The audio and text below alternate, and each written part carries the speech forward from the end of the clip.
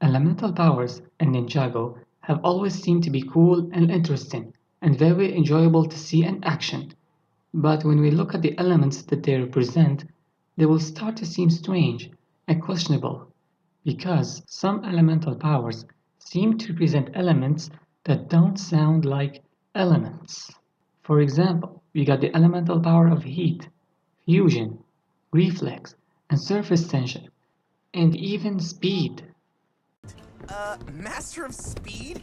That's not an element. So asks the Master of Lightning. Which makes us beg the question, how does Ninjago consider something to be an element? Or in other words, how does Ninjago define an element?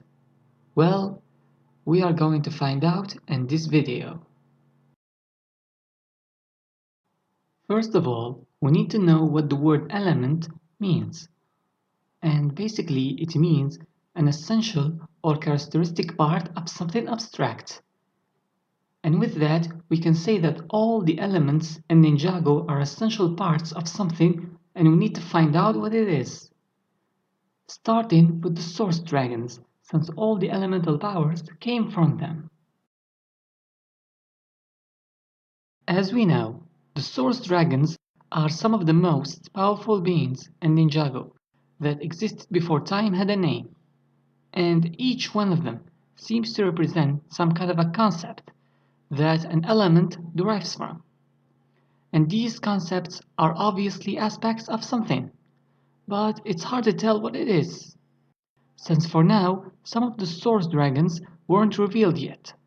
But there is a scene that can answer our question.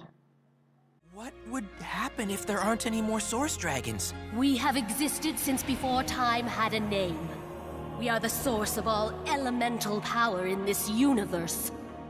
We hold together the very fabric of reality. Okay, yeah, so no Source Dragons would be very bad. Got it. We hold together the very fabric of reality.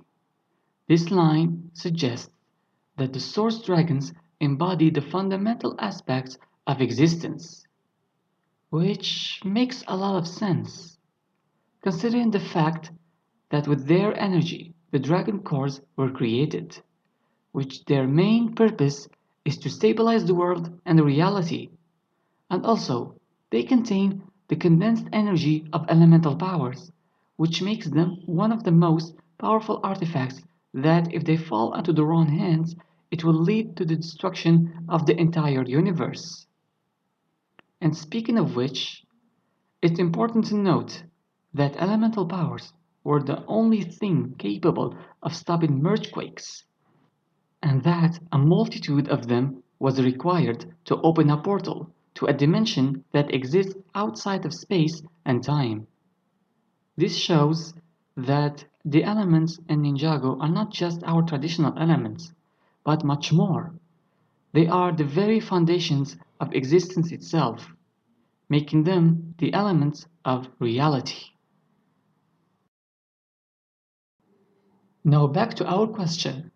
How does Ninjago define an element?